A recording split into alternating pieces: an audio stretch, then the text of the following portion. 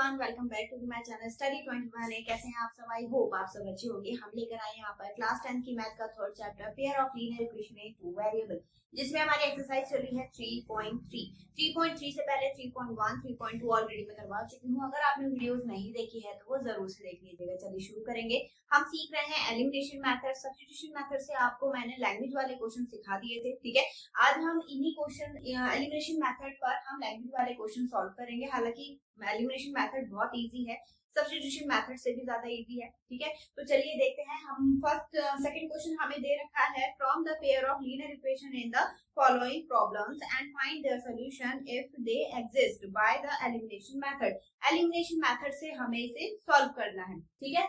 अब इसमें first question हमें दे रखा है, if we add 1 to the numerator and subtract 1 from the denominator. अगर हम न्यूमिनेटर में 1 ऐड कर रहे हैं, ठीक है, और डिनोमिनेटर में 1 सबट्रैक्ट कर रहे हैं, सबट्रैक्ट मतलब माइनस कर रहे हैं, ठीक है। अ फ्रैक्शन रिड्यूस 1, तो वो किस में चेंज हो जा रही है? 1 में चेंज हो जा रही है। It becomes 1/2। तो 1/2 तब हो रही है if we only add 1 to the denominator। अगर हम सिर्फ डिनोमिनेटर में 1 ऐड करेंगे तो फ्रैक्शन क्या हो जाएगी? 1/2, ठीक है। तो इसी को हमें करना है, क्योंकि हम फ्रैक्शन डायरेक्टली नहीं मान सकते, हम मानेंगे न्यूमिनेटर और डिनोमिनेटर। तो यहाँ पर लेट न्यूमिनेटर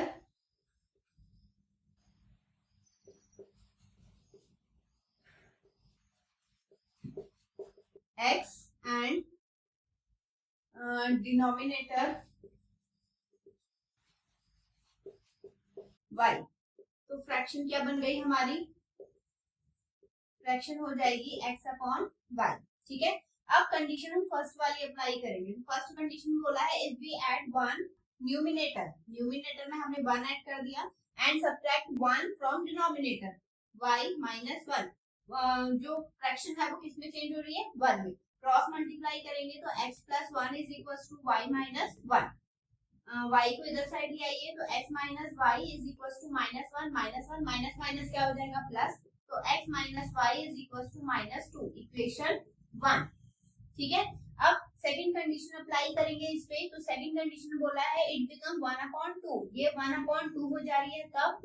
जब हम इसके डिनोमिनेटर में सिर्फ 1 ऐड कर रहे हैं, ठीक है। ये लिखा है ना ओनली, ओनली मतलब सिर्फ इसमें ही ऐड करना है, न्यूमिनेटर से हमें मतलब नहीं है। अब क्रॉस मल्टीप्लाई करेंगे तो 2x = y + 1। y को इधर ले आइए तो 2x - y = 1। ये हो गई इक्वेशन 2। अब देखिए यहाँ पर इक्वेशन 1 और 2 दोनों में -y मिल रहा है। हम इक्वेशन को अगर माइनस कर दे तो y कैंसिल हो जाएगा, ठीक है, कुछ मल्टीप्लाई नहीं करना पड़ेगा। तो यहाँ पर लिखेंगे इक्वेशन 1 माइनस इक्वेशन 2।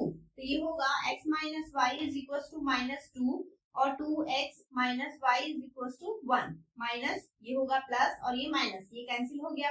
यहाँ पर माइनस प्लस माइनस होगा, बट x बड़ा है यहाँ पर, तो ये माइनस का x आएगा यहाँ पर, ठीक है।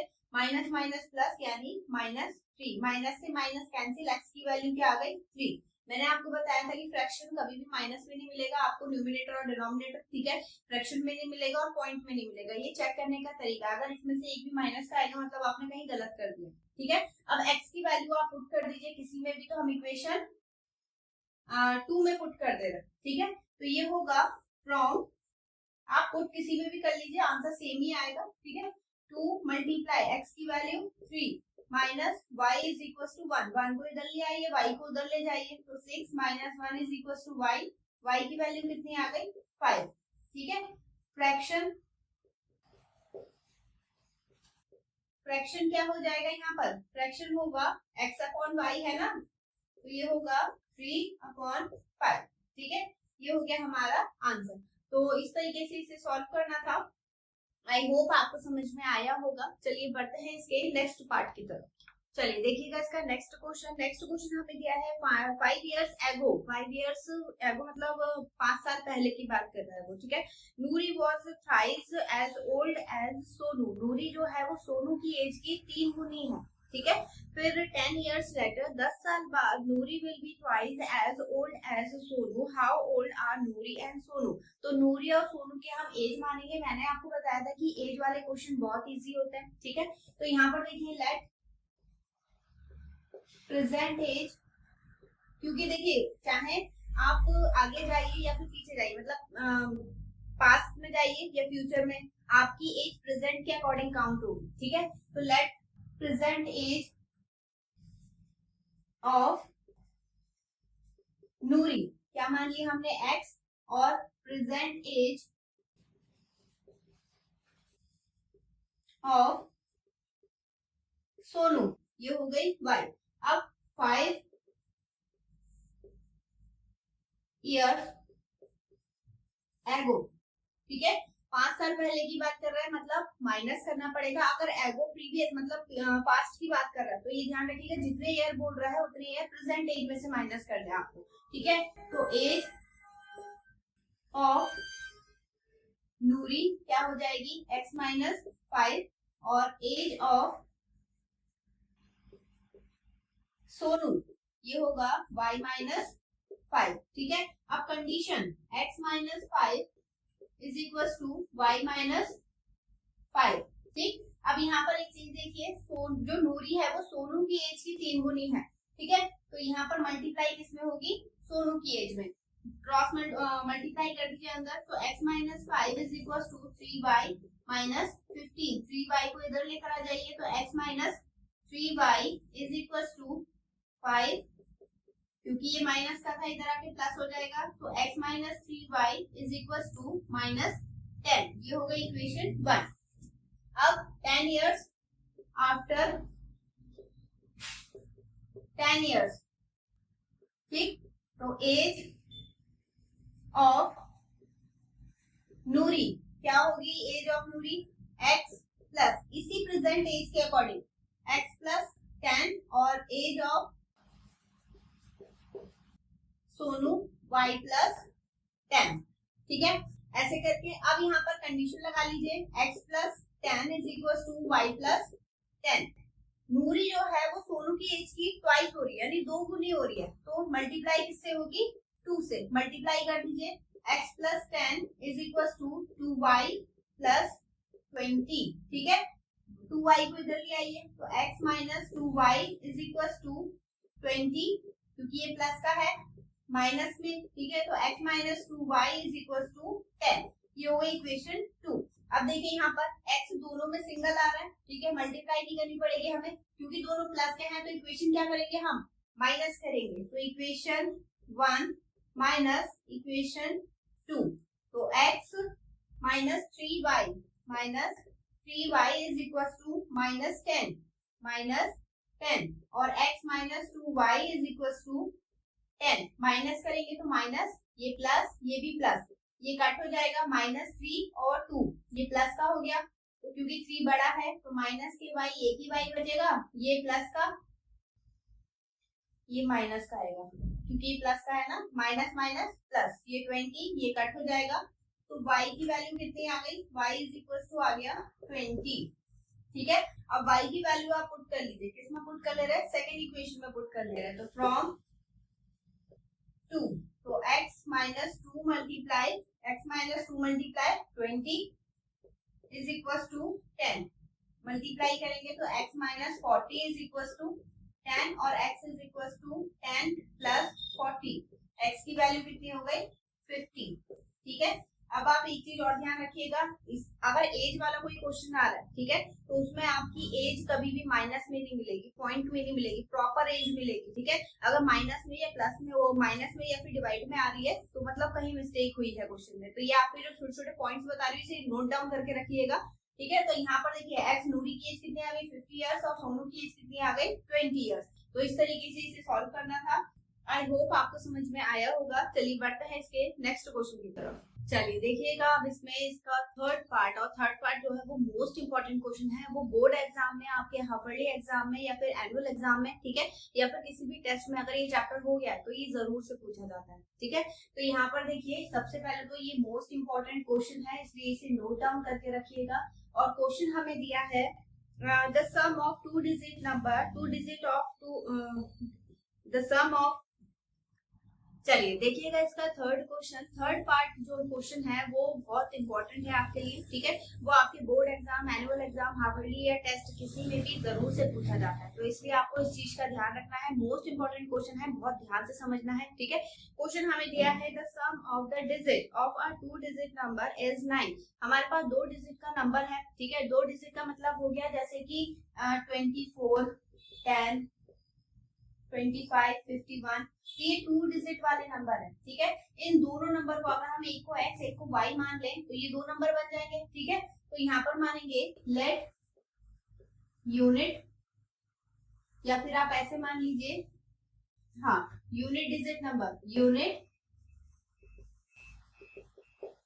डिजिट नंबर क्या मान लिया हमने, x, ठीक है।